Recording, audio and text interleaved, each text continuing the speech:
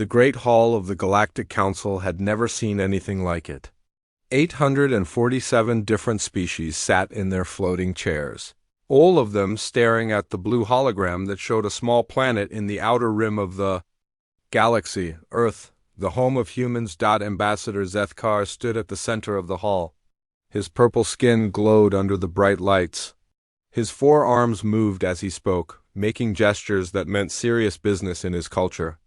Around him, creatures of all shapes and sizes listened.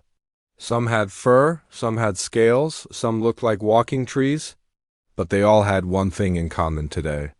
They were all afraid of the humans. For the first time in our history, Zethkar said, his voice carrying to every corner of the massive hall, we must vote to remove a species from galactic society. The humans of Earth have shown us that they cannot live in peace with others. A low rumble went through the crowd. The Vrex delegation, with their crystal bodies that sparkled like diamonds, made clicking sounds that meant they agreed.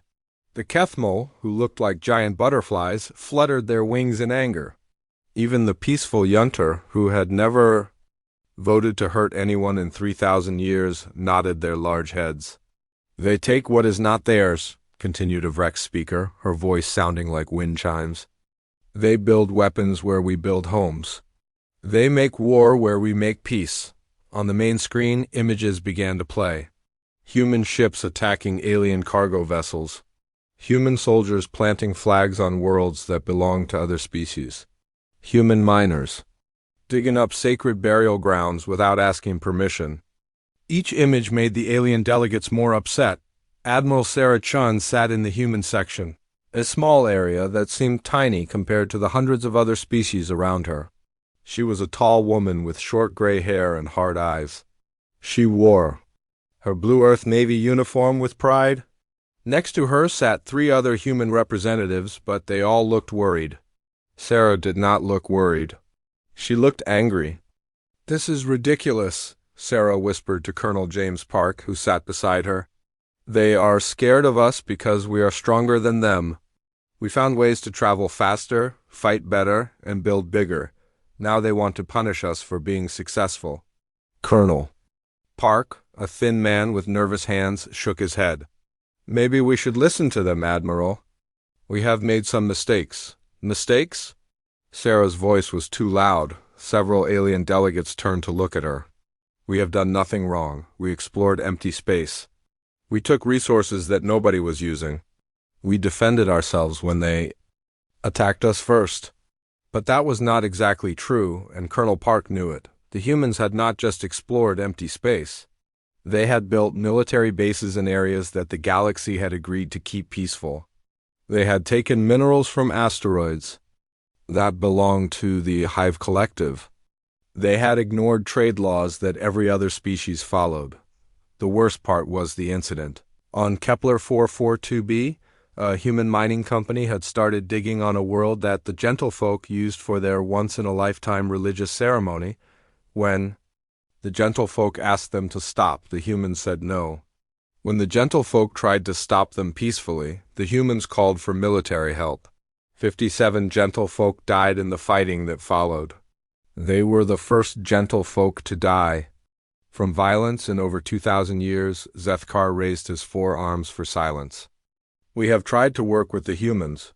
We sent teachers to show them our ways. We offered them trade deals. We invited them to join our peace treaties. But every time, they chose violence over talking. They chose taking over sharing. They chose war over peace. The hall erupted in agreement. Hundreds of different sounds filled the air. Roars, clicks, musical tones, and electromagnetic pulses. It was the sound of an entire galaxy saying, "Yes, we agree." Sarah stood up. Her chair made a loud noise as it scraped against the floor. Every eye, sensor, and detection organ in the hall turned to look at her. "You want to know what I think?" she said, her voice carrying clearly through the hall's translation system. "I think you are all cowards. You had thousands of years to explore the galaxy, and what did you do? You made rules, you made committees, you made treaties to make sure. Nobody gets upset." The hall went completely silent. This was not how anyone spoke in the Galactic Council. This was rude beyond anything they had ever heard. We humans did more in 50 years than all of you did in 50 centuries, Sarah continued. We built ships that go faster than yours. We found new worlds before you did. We solved problems that you spent generations talking about. And now you want to punish us for being better than you? Zethkar's purple skin turned darker, which meant he was very angry. Admiral Chun, you prove our point with every word. You see cooperation as weakness. You see discussion as cowardice. You cannot understand that strength comes from working together, not from conquering others. Working together? Sarah laughed. And the sound was harsh in the quiet hall. Is that what you call it when the Vrex take all the good mining spots and leave us the scraps? Is that working together when the Yunter control all the trade routes and charge us double what they charge? Everyone else? You do not want to work together. You want us to be quiet and follow your rules while you keep all the good stuff for yourselves. A Yunter delegate stood up. She was twice as tall as Sarah and had skin like tree bark. We offered humans equal treatment. We offered you full membership in our trade union. We offered you seats on the Resource Management Council. You refused all of it. You said you did not need our help. That was true, and Sarah knew it. Earth's government had rejected every offer to join galactic institutions. They said it would make Earth weak and dependent. They wanted to be strong. And independent, they wanted to make their own rules. Because your help comes with chains, Sarah shot back. You want us to follow 1,000,000 rules made by creatures who have never fought for anything in their lives. You want us to ask permission every time we want to build something or go somewhere. You want to make us weak like you. The hall exploded in angry sounds. Some delegates stood up and shook their arms, tentacles, or whatever they had. Others made warning noises. The Hive Collective buzzed so loudly that the translation system could not keep up. Zethkar had to use his emergency powers to make the hall quiet again. When the noise stopped, his voice was cold and final. The Galactic Council votes now. All in favor of placing the human species under immediate quarantine? Lights began to flash all around the hall. Green lights meant yes, red lights meant no. For nearly 10 minutes, green lights appeared everywhere. The Vrex voted yes. The Yunter voted yes. The gentlefolk whose people had died on Kepler 442b voted yes. Even the Kethmal, who usually voted no on everything, voted yes. Sarah watched the lights and felt something cold in her stomach. She had expected some of the aliens to vote against humans, but not all of them. Not every single species in the galaxy. When the voting stopped, Zethkar announced the result. 847 species vote yes. 0 species vote no. 0 species abstain. The motion passes unanimously. The cold feeling in Sarah's stomach got worse. Unanimous meant everyone. It meant the entire galaxy had voted together against Earth. The humans of Earth are hereby expelled from galactic society, Zethkar continued. You have 1 solar cycle to remove all human presence from space outside your home system. After that time, any human ship found beyond your solar system will be considered an act of war against the entire galaxy. Sarah stood up again, but this time her voice was not as strong. You cannot do this. We have rights. We have colonies. We have people living on dozens of worlds. You have 1 year to bring them home, Zethkar said. After that, they will be on their own. We will not trade with you. We will not talk with you. We will not help you. Earth is alone now. As the words sank in, Sarah finally understood what had just happened. Humanity had just been kicked out of the galaxy. They were alone now, surrounded by hundreds of species who wanted nothing to do with them, but instead of fear, Sarah felt anger. Instead of worry, she felt determination. Fine, she said loudly enough for everyone to hear. We do not need you anyway. We will show you what humans can do when we stop playing by your rules. The aliens watched as the human delegation left the hall. They did not know it yet, but Sarah's words would come back to haunt everyone in that room. Because humans never did anything the easy way. 6 months had passed since the Galactic Council's vote. and Admiral Sarah Chun stood in the command center of Earth's newest military base. The base sat on an asteroid in the neutral zone, exactly where the aliens had told humans never to build anything. Sarah smiled as she watched her ships patrol the area. Let the aliens try to stop them. Admiral, we have 15 more mining ships ready to deploy, reported Captain Martinez, a young officer with eager eyes. General Torres says we can have the entire Vrex mineral belt under human control within 3 months. Sarah nodded. Good. The aliens think they can scare us with their votes and their threats. They will learn that humans do not back down from anyone. On Earth, the news channels showed the same message every day. Humanity was stronger than ever. The alien ultimatum was proof that other species feared human progress. Earth's leaders told their people that this was humanity's chance to show the galaxy what real strength looked like. General Marcus Torres appeared on the main screen from his flagship, the UES Defiance. He was a big man with scars on his face.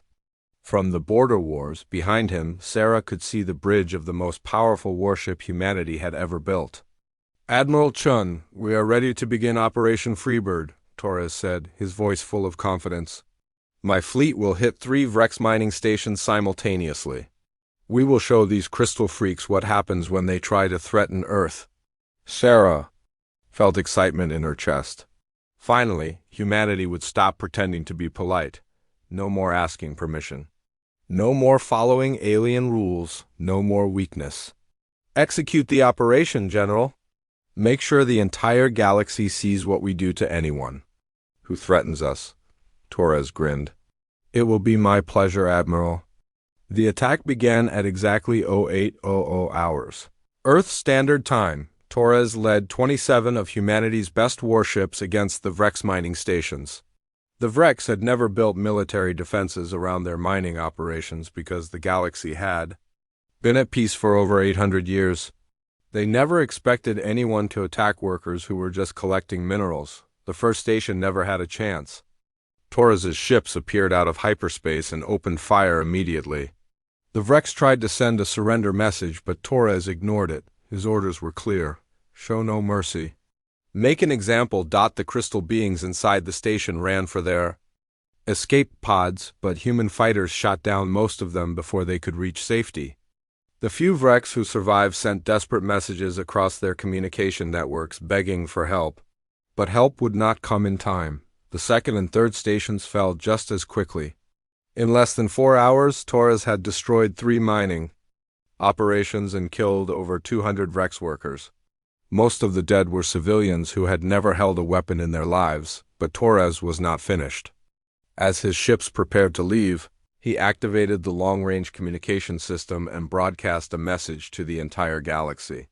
This is General Marcus Torres of the United Earth Forces, he said, staring directly into the camera. We have just destroyed 3 alien installations in response to your illegal threats against humanity. This is what happens when you try to intimidate Earth. We bow to no one. We fear no one. We will take what we need when we need it, from whoever has it. The message played on screens across human space. Crowds gathered in cities to cheer and celebrate. Earth's politicians praised Torres as a hero. The news anchors called it humanity's finest hour, but the aliens were watching too. On the Vrex homeworld of Crystallis, Prime Shaper Veltar received reports of the attack with growing horror. She had known the humans were aggressive, but this was something new. This was not conquest or self-defense. This was murder for the sake of sending a message. How many of our people died? She asked her aide, a younger Vrex whose crystal body shook with grief. 213 confirmed dead, Prime Shaper. 47 missing, presumed dead, only 31 survivors. Veltar closed her optical sensors and felt the weight of responsibility crush down on her. Those were not just numbers. Those were her people. Citizens who had volunteered to work in dangerous space mining because they wanted to help their civilization grow. Now they were dead because humans wanted to prove a point. Send the recordings to the Galactic Council immediately, she ordered. Let every species see what the humans have done. The recordings spread across the galaxy within hours. Every species that had voted to exile humanity watched human ships destroying peaceful mining stations. They watched human fighters shooting down escape pods. They watched General Torres smile as he declared war on anyone who stood against Earth. Ambassador Zethkar called an emergency session of the Galactic Council. When the delegates assembled, the mood was different from 6 months ago. Before, they had been afraid of humanity's aggression. Now they were angry about humanity's cruelty. The humans have given us their answer, Zethkar announced to the Pact. Hall, they reject our authority, they reject our laws, they reject our very right to exist in peace. A younger delegate stood up, her bark-like skin darker than usual with anger. They attack civilians, workers, people who had no weapons and no ability to fight back. This is not war, this is slaughter. They recorded it, added a Kethmo representative, his butterfly wings trembling with emotion. They wanted us to see it. They wanted us to know that they will kill anyone who opposes them. Across the galaxy, other humans were following Tarz's example. Captain Lisa Park led a raid on a gentlefolk research station, claiming that humanity needed the scientific equipment inside. Colonel James Wright attacked a Hive Collective trade convoy, saying that human colonies needed the food and medical supplies it carried. Each attack was broadcast across human space as a victory. Each dead alien was proof that humanity was strong and fearless. Earth's propaganda machine worked overtime to make every human feel proud of their military's actions, but some humans were not celebrating. Dr. Elena Rodriguez, Earth's chief scientist, watched the attacks from her laboratory with growing worry. She had worked with alien scientists for years before the exile.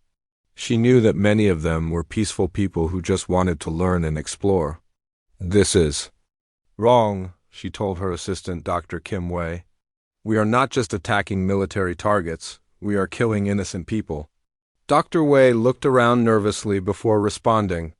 You should not say things like that, Elena. The military is watching everyone for signs of disloyalty. They arrested Professor Johnson last week just for saying we should try to negotiate. Elena felt cold fear in her stomach. Earth was changing, and not in a good way. The government was arresting anyone who questioned the new aggressive policies. The news only showed stories about human victories and alien weakness. Anyone who suggested that maybe humanity was going too far disappeared from public view. Meanwhile, Colonel James Park sat in his office reading intelligence reports from across the galaxy. Unlike most humans, Park had access to alien communication networks through black market sources. What he read made him very worried. The aliens were not panicking like Earth's leaders expected. They were not begging for mercy or offering to negotiate.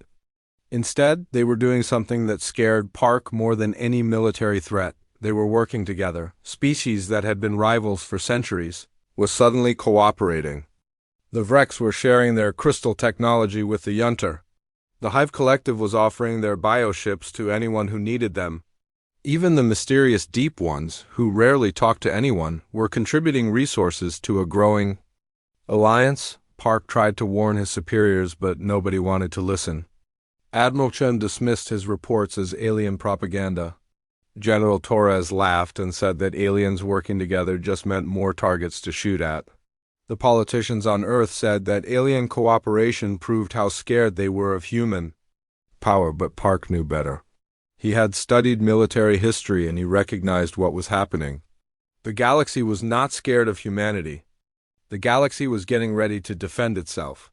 3 months after Torres's first attack, human forces controlled 17 mining stations, 6 trade routes, and 43 asteroids in neutral space.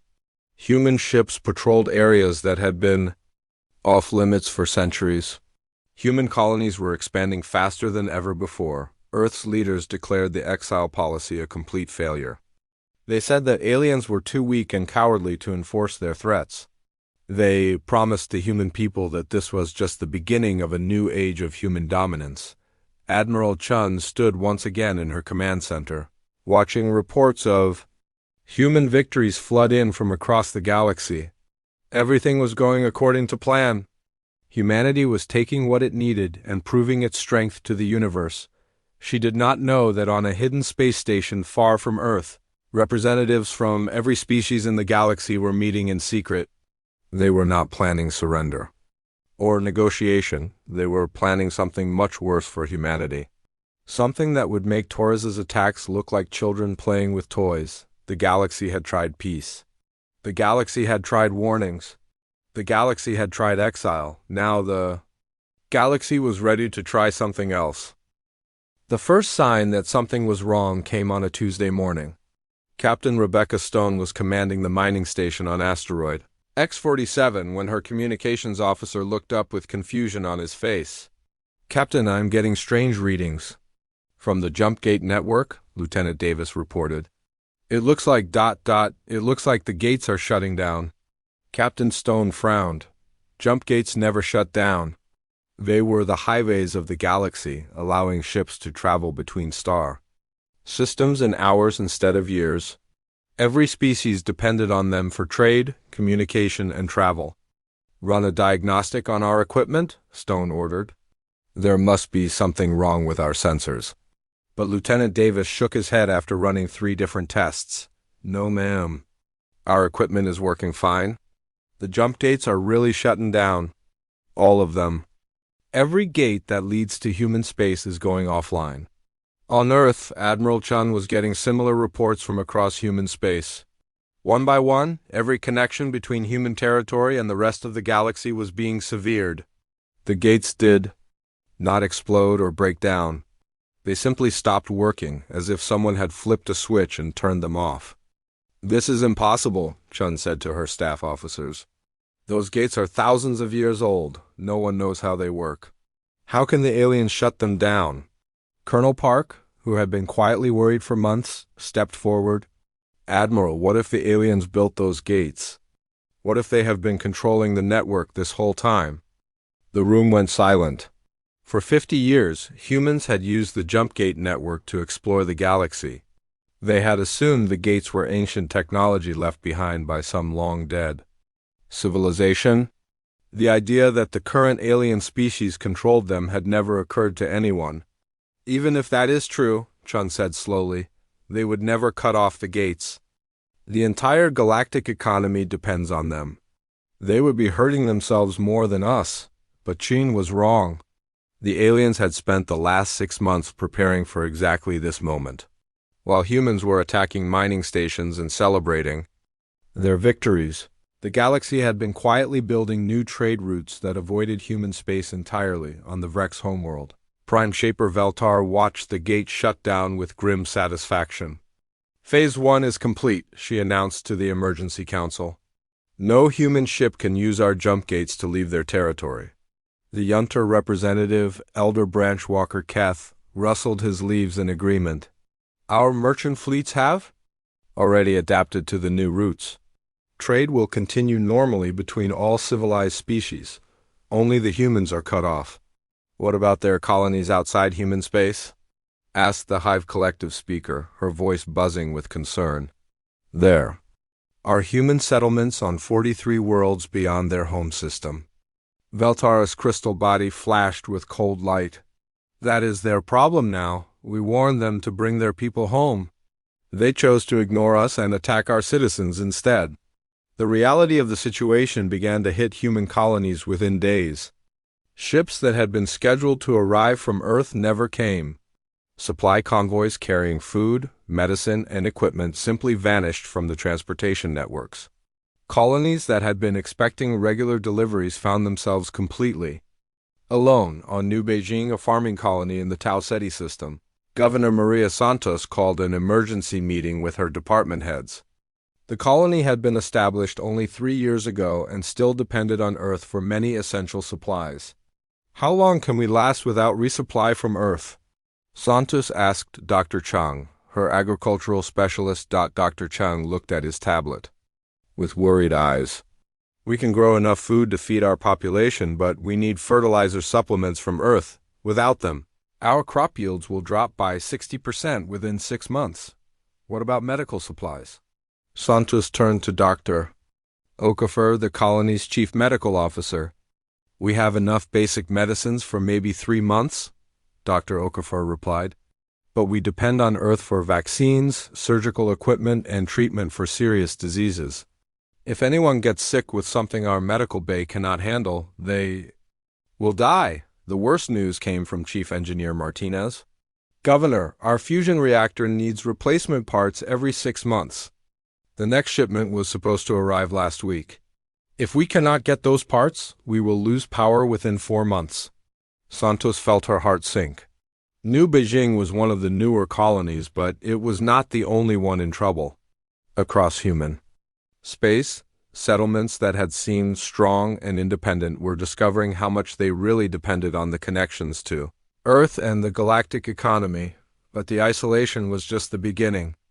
The second phase of the galaxy's response came 2 weeks later, when alien species began abandoning human space entirely. Dr. Elena Rodriguez was working in her laboratory on Earth when her alien research partner, Dr. Velshek of the Crystalline Union, appeared on her communication screen for the last time. "Elena, I am sorry, but I must go," the crystal being said, his faceted face reflecting sadness. "My government has ordered all Vrex citizens to leave human space immediately." "But our research project," Elena protested. "We are so close to a breakthrough in quantum biology. This could help both our species. I know, and I am truly sorry. But after what your military did to my people at the mining stations, my government will not allow any Vrex to remain in human territory. We are afraid." Elena felt tears in her eyes. Dr. Velshek had been her friend and partner for 5 years. Together, they had made discoveries that neither species could have achieved alone. Now politics and violence were tearing apart years of scientific cooperation. "Is there any way we can continue working together?" Elena asked desperately. Velshek's crystal body dimmed with sorrow. "Perhaps someday, when your people choose peace over war? Until then, goodbye, my friend." The screen went dark, and Elena knew she would never see her colleague again. Across human space, similar scenes played out thousands of times.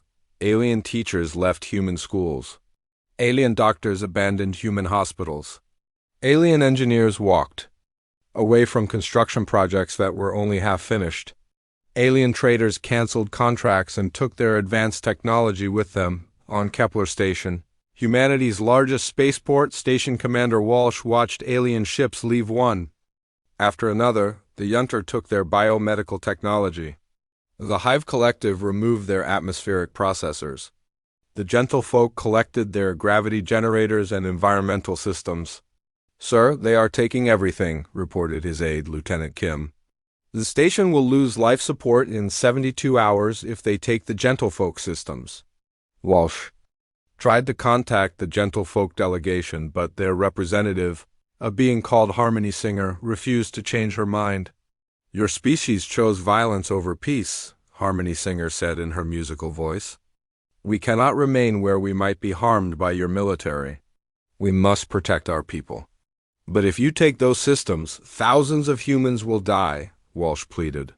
"Then perhaps your leaders should have thought of that before they killed 57 of my people on Kepler 442b, Harmony Singer replied. "We offered friendship. You chose war. Now you must live with the consequences." As the alien ships departed, Walsh began to understand the true scope of what was happening. For decades, human civilization had been built on a foundation of alien technology and cooperation that humans had never fully recognized. Earth's computers used processing chips designed by the Hive Collective. Human medical equipment relied on Vrex crystal technology. The gravity generators that made space stations livable came from the Gentlefolk. Even the fusion reactors that powered human colonies used designs shared by the Yunter. Centuries ago, humanity had always thought they were independent and self-sufficient. They believed their rapid expansion proved their superiority over alien species. But the truth was that human progress had been possible only because aliens had shared their knowledge freely. Now that cooperation was ending on Earth, the first power grid failures began 3 weeks after the alien exodus. The fusion plants that provided energy to major cities started shutting down one by one. Human engineers worked desperately to keep them running, but they did not understand the alien technology well enough to fix complex problems. We need the original design specifications, Chief Engineer Lopez told Admiral Chun during an emergency meeting. Our plants are hybrid systems that use Yunter biofusion cores with Vrex crystal regulators, without documentation from both species. We are basically guessing. Then figure it out, Chun ordered. We have the smartest scientists on Earth. We do not need aliens to tell us how our own technology works. But Lopez shook his head. Admiral, it is not that simple. These systems took the aliens thousands of years to develop. We have been using them for 50 years, but we never learned how to build them from scratch. We just took what they gave us and added our own modifications. The same problem appeared everywhere humans had expanded. The terraforming equipment on Colony World stopped working when alien-made atmospheric processors failed. Space elevators built with gentle folk gravity technology became unstable and dangerous. Even the faster-than-light communication systems that connected human space depended on Hive Collective Bioneural Networks. Dr. Rodriguez worked 18-hour days trying to reverse-engineer the alien technology in her laboratory. But every system she examined 5 years had passed since the jump gates shut down, and Captain James Morrison stood in the empty corridors of New Shanghai Colony. The mining settlement that once housed 15,000 people now held fewer than 300 survivors. The rest had died when the water recycling system failed completely. Morrison wore a radiation suit because the colony's atmospheric processors had stopped working 2 years ago. The air was toxic now, filled with chemicals that the broken alien machines could no longer filter out. He was leading one of the last evacuation missions, trying to save the remaining colonists before their makeshift shelters failed completely. "Captain, we found another group in Section C," reported Sergeant Lopez through the radio. 12 adults and 4 children. "They are in bad shape, but they can travel." Morrison felt relief and sadness at the same time. Relief because 16 more people could be saved. Sadness because this had once been a thriving community where families raised children and built dreams among the stars. Now it was a tomb. "Get them to the transport ship," Morrison ordered. "We leave in 1 hour." As his team worked to evacuate the survivors, Morrison thought about all the colonies they had already lost. Titan Base had been evacuated just in time, but 47 people died from radiation sickness during the journey back to Earth. Paradise Valley was completely abandoned after the weather control system created a permanent storm that made the surface uninhabitable. The worst loss had been New Kepler, a research colony where scientists were developing new technologies. When their fusion reactor failed, they had sent desperate messages to Earth for 3 months. But by the time rescue ships arrived, everyone was dead. The cold of space had frozen the entire colony solid. Back on Earth, Admiral Chun looked much older than she had 5 years ago. Her hair was completely white now, and her face showed the stress of watching human civilization collapse piece by piece. She stood in the emergency command center, which was lit by backup generators because the main power grid had failed again. "Report," she ordered Colonel Park, who had become her most trusted advisor since the crisis began. "We lost another 3 colonies this month," Park said, consulting his tablet. "That brings the total to 67 abandoned settlements. We have managed to evacuate most of the populations, but many people died during transport because our ships are not designed for mass evacuations." Chun closed her eyes. 67 colonies. Hundreds of thousands of people who had left Earth to build new lives among the stars, now crowded into refugee camps on overcrowded worlds or dead in the cold vacuum of space. What about Earth itself? Power grid failures are increasing. We lost the North American fusion network last week, and the European network is operating at 30% capacity. Food production is down 60% because our agricultural systems depend on alien bioprocessors that we cannot repair. The worst news came from Dr. Rodriguez, who appeared on the main screen from her laboratory.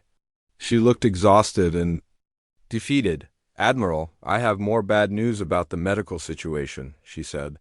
"We are seeing the emergence of new diseases that our immune systems cannot handle. These illnesses only appeared after the alien medical technology stopped working. Chun felt cold fear in her stomach. What kind of diseases? The aliens were providing us with medical treatments that we never realized we needed, Dr. Rodriguez explained. Their atmospheric processors were not just cleaning our air. They were also filtering out microscopic organisms that are deadly to human biology. Their water purification systems were removing toxins that our bodies cannot process. Without these protections, we are being exposed to things that can kill us. How bad is it? Dr. Rodriguez's voice was barely above a whisper. We have identified 17 new diseases in the last year. Some affect the respiratory system, others attack the nervous system. We have no treatments for any of them because we never studied them before. The aliens always protected us from these threats. How many people are affected? Current estimates suggest that 15% of Earth's population is showing symptoms of at least one alien environment disease. Without alien medical technology, most of them will die within 2 years. Chun sat down heavily in her chair. 15% of Earth's population was over 1 billion people. The number was so large that her mind could barely process it, but the medical crisis was not the worst part. The worst part was the children. Dr. Sarah Kim, pediatric specialist at Earth's largest hospital, had been studying a problem that terrified everyone who knew about it. Human children born in the last 5 years were different from their parents in ways that no one understood. The children are dying, Dr. Kim reported to the Medical Emergency Council. Not from disease, but from something else. Something that the alien medical scans used to detect and treat automatically. What do you mean? Asked Dr. Rodriguez, who was attending the meeting remotely. For the last 50 years, all human babies born in space or on colony worlds received medical treatments from alien doctors. We thought it was just routine health care. But now we are learning that those treatments were correcting genetic problems that humans develop when exposed to cosmic radiation in alien environments. Dr. Kim activated a holographic display that showed medical data from hundreds of children. Children born after the aliens left showed developmental problems that we have never seen before. Their immune systems are weak. Their bones do not form properly. Their brains develop differently. Without the alien medical treatments, human reproduction in space is not sustainable. The implications hit everyone in the room like a physical blow. Humanity could no longer safely have children outside of Earth's protective atmosphere. The dream of spreading across the galaxy was over, not because of military defeat, but because human biology was not designed for life among the stars. Meanwhile, Captain Morrison was leading a much more dangerous mission. Intelligence reports suggested that some human military units were planning desperate attacks on alien cargo ships, hoping to steal medical supplies and technology. Morrison's job was to stop them before they made humanity's situation even worse. He found Colonel Williams and his rogue unit preparing to attack a Yunter medical convoy near the edge of human space. Williams was a veteran of the early colony wars, and he refused to accept that humanity had lost. "We cannot just sit here and watch our people die," Williams argued when Morrison tried to convince him to stand down. "Those aliens have medicines that could save millions of human lives. We have a right to take what we need to survive." "And what happens when they retaliate?" Morrison asked. "What happens when they decide that humanity is not just isolated, but actively hostile? They could do things to us that would make our current situation look like paradise." Williams laughed bitterly. "What could they do that is worse than what is already happening? Our colonies are dead. Our children are dying. Our civilization is collapsing. How could it get worse?" Morrison had no answer because he was afraid that Williams might be right. But he also knew that attacking alien ships would only prove to the galaxy that humanity had learned nothing from 5 years of isolation. The confrontation ended when Morrison's security team arrested Williams and his men. But Morrison knew that other desperate military units were planning similar attacks. Humanity was running out of options, and desperate people do desperate things on the Vrex homeworld. Prime Shaper Veltar received regular reports about the human situation. The intelligence was gathered by long-range sensors and intercepted communications since no alien ship had entered human space in 5 years. The human population has decreased by approximately 40%, reported her intelligence chief. Most of the reduction is from colony evacuations, but significant numbers have died from medical conditions and infrastructure failures. Are they learning from their situation? Veltar asked.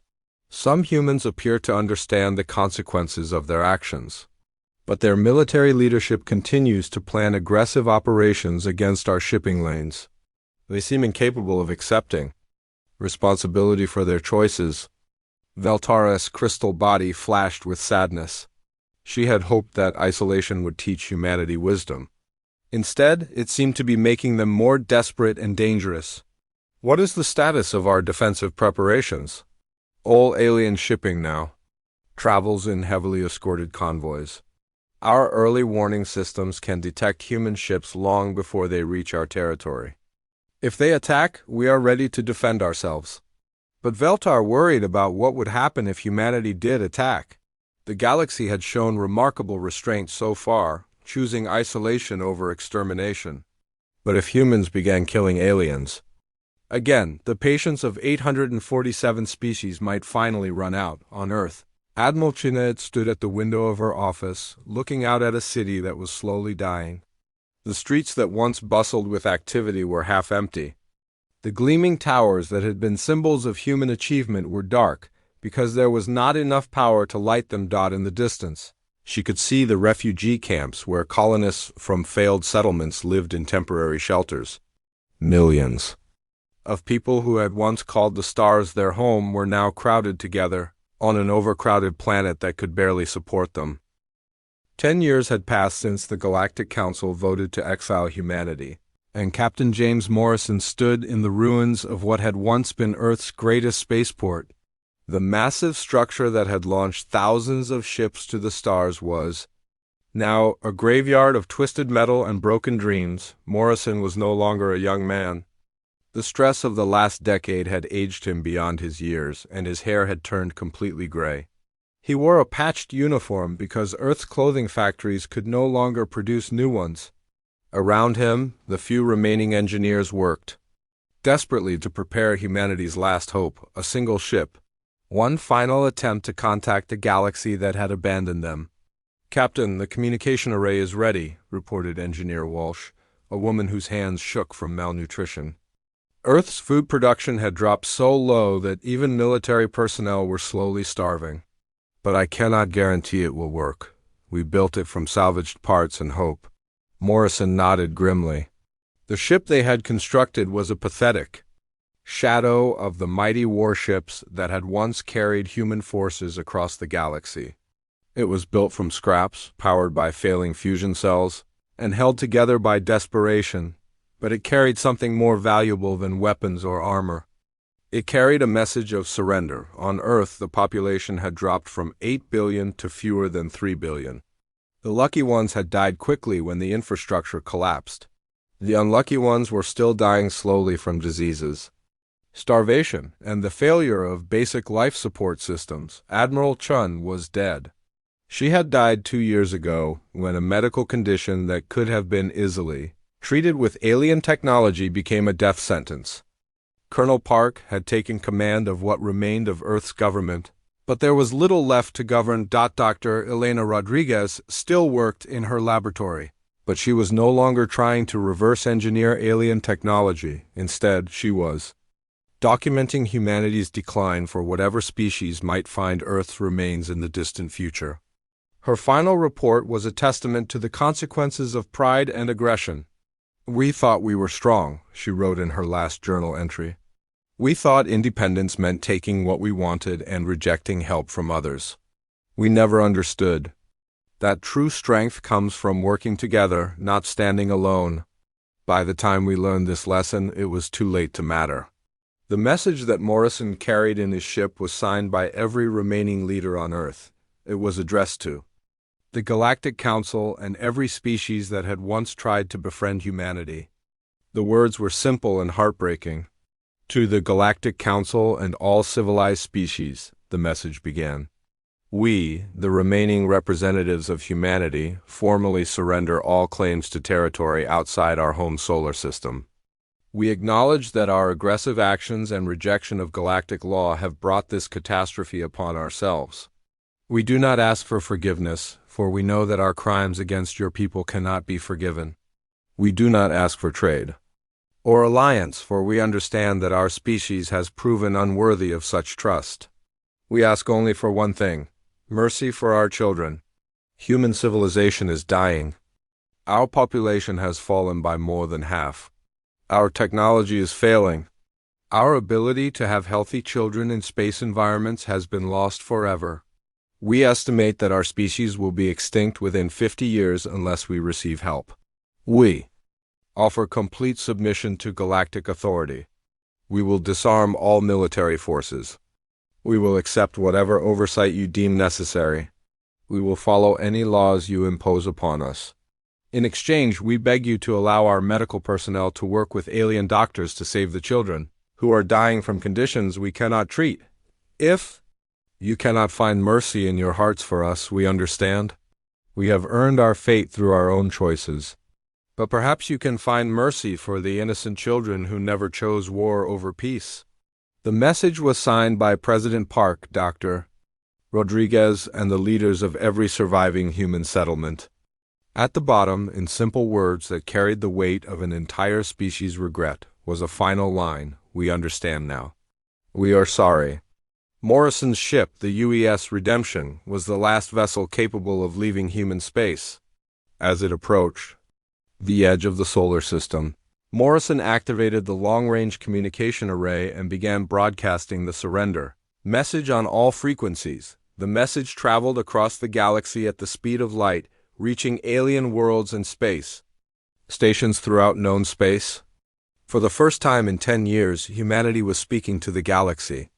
But instead of threats or demands, they were offering the one thing that Admiral Chun had said humans would never give: complete surrender on the Vrex homeworld.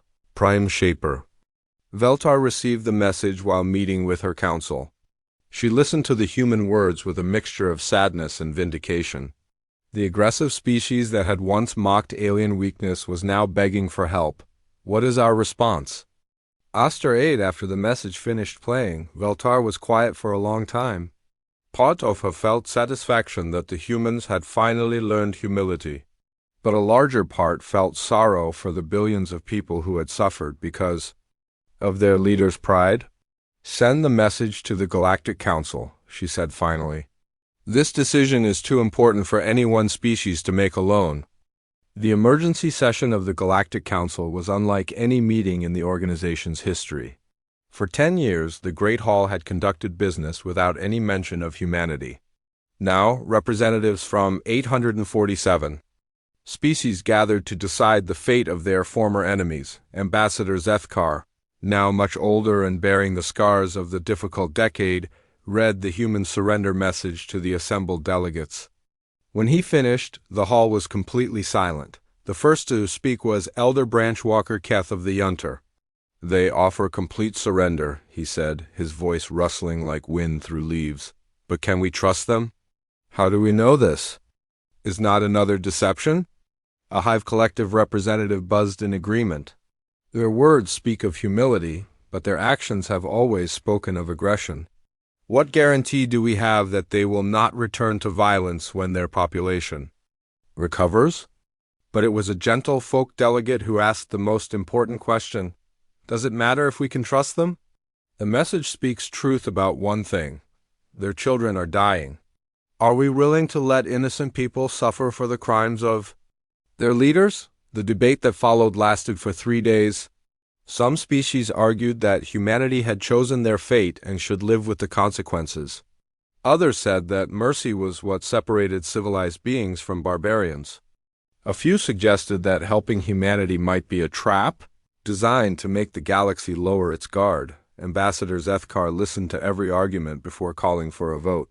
But this time, the vote was not about punishment. It was about whether the galaxy could find enough compassion to help their former enemies. "All in favor of providing limited humanitarian aid to Earth?" Zethkar announced. The lights began to flash around the hall. Green for yes, red for no. For long minutes, the votes appeared one by one. Unlike 10 years ago, this vote was not unanimous. Many species voted yes, remembering their own principles of mercy and compassion. Others voted no, unable to forget the deaths of their people at human hands. When the counting finished, Zethkar announced the result. 423 species vote yes. 424 species vote no. The motion fails by a single vote. The hall erupted in discussion as delegates realized how close the vote had been. Humanity's fate had been decided by the slimmest possible margin, but then something unexpected happened.